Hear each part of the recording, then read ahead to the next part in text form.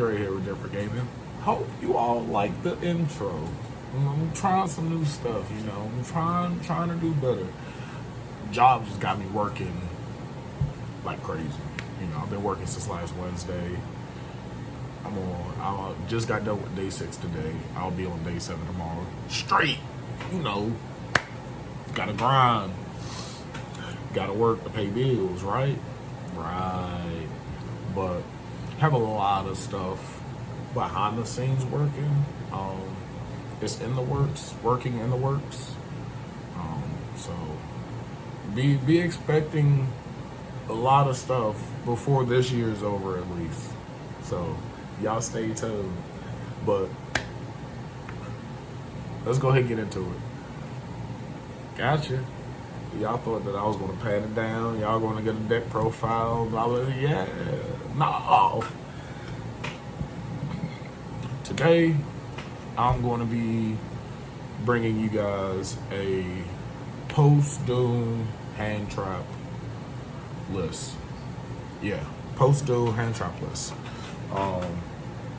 Now, all of these hand traps you're not going to see, but I feel like, in my opinion, and what I've seen so far on DB Grinder's channel with the DB replays, I feel like these hand traps will be the most seen, most impactful, or just gives you a chance for post Doom. So to start off, Ash. And I don't got the little fancy, have the cars pop up and stuff like that. That comes later, You gotta crawl before you walk. Anywho, Ash. Ash is just a generically great hand trap. I think there's only been one format where Ash actually wasn't seeing play. A lot of hand traps wasn't seeing play, to be honest, but Ash is just generically a good hand trap. It stops the search for Manadium, for Reichhardt to get the field spell or get a rival. It stops Fluanderies. It doesn't stop the decks. It stops Fluanderies for sure.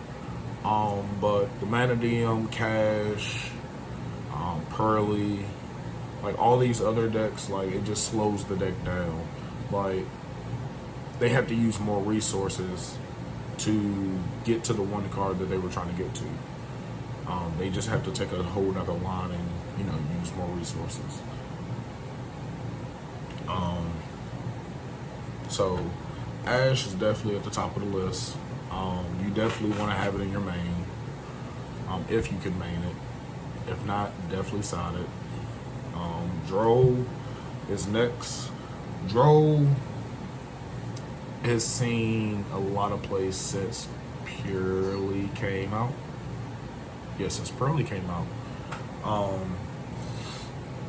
It's good against Purely, Manadium, Rescue Ace, Dark World, Flu.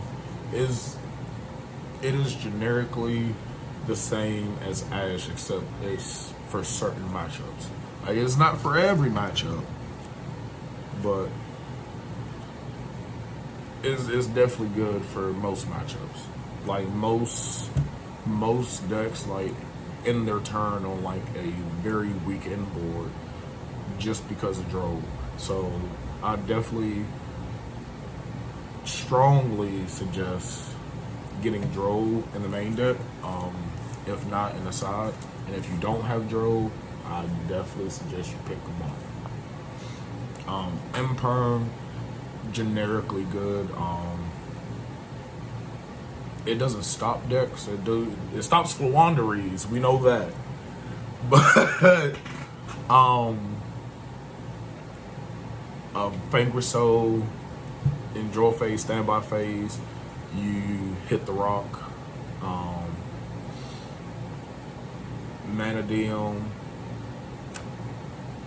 you just save it for your turn and just use it, because I really don't think it stops anything in the Manadium combo. I'm gonna have to look at some more of DB Grinder's replays, and I'm definitely giving him a shout out in this video, because with me working like I have been since last Wednesday, it's thanks to him that I've been able to keep up with a lot of these new decks coming out. So yeah, be expecting to see his name in the title. Go check out his channel. Like, very informative videos. Very informative videos. And you get some comedy too. We're gonna get back into it. Next on the list we have Lancia. Lancia's seen a little bit of play last format. It was normally just up against Cash. But I feel like Lancia can be a impactful hand trap this upcoming format. Post Dune, to be precise. The Manadium, you can, if you know you're up against Manadium, you can Lancia, and that just stops them from going into the fusion. Of course, Cash, they can't continue their play with Rouse Hard and go into Shangri-La. Purely, I don't think it really hurts Purely. I think the only thing with Purely, they just can't Pot of Prosperity.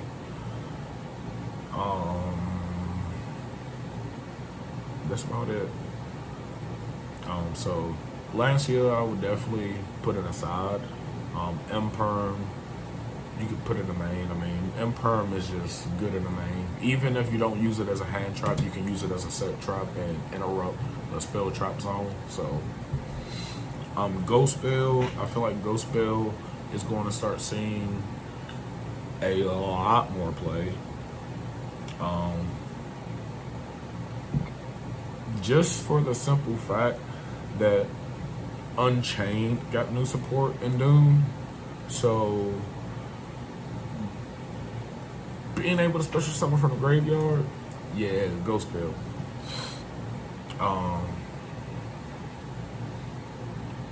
It's just a good hand trap to have against certain matchups.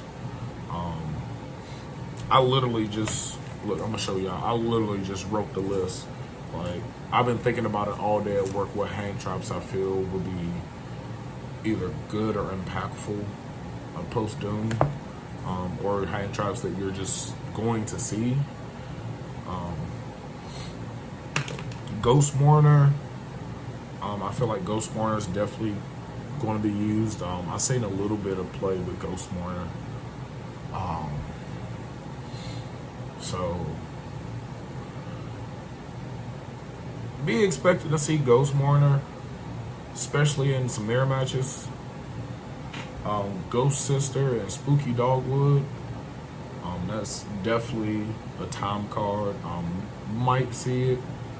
If you're a budget player and you can't get some of the hand traps, you can just go for Ghost Mourner or Ghost Sister and play time cards. Like, if you know where to hit the certain spot, you hit that spot, and they either take damage and you stall to win in time, or you gain life points and make sure you keep those life points.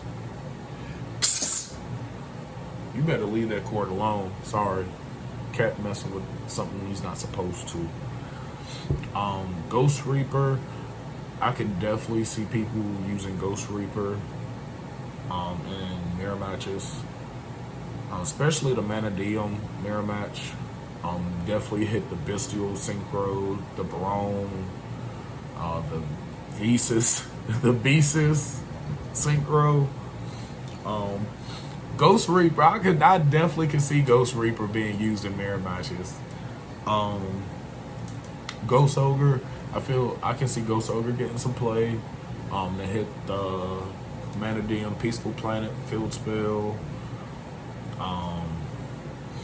hit.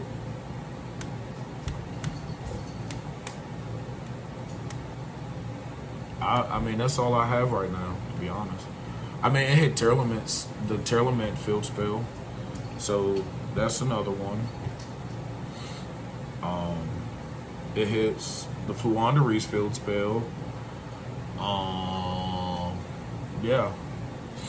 That's the only three I got right now. Like I said, I'm just going by, what hand traps I feel are going to be impactful. D-Shifter, it's D-Shifter. If you're not playing it, you play against it. And you better hope you don't get hit with it. Nib is definitely going to see more play. I feel like Nib is going to be in the side deck more than in the main.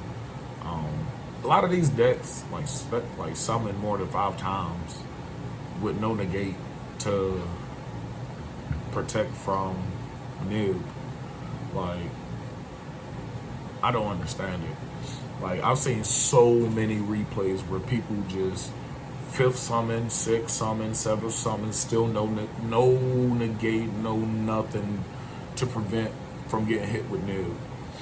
And yeah, Nib hurts a lot of these decks post Dune.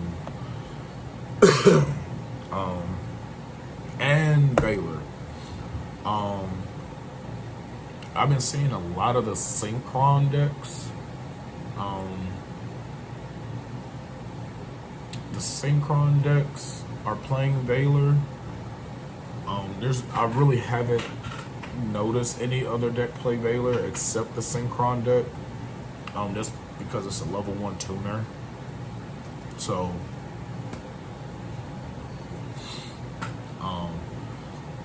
be expecting to see Valor. I really feel like Valor is going to be used. I mean, not in every deck, but definitely the Synchron deck. So, I mean, the Synchron deck can already put up negates, interruptions, and they already play Ash and Imperm and Nib, probably, more than likely. And then they play Valor on top of that. So, not only does Valor serve for them as a level 1 tuner, but it also serves as a hand trap for them. So, if they feel like they don't need Valor, they use it. If they know that they can use Valor game 2, yeah, they're using Valor. But that's going to do it for the video. This is in no particular order. This is just literally hand traps that I feel, in my strongest opinion, will be seen, used, or very impactful post them. Let me know what y'all think about the new video. And as always, peace.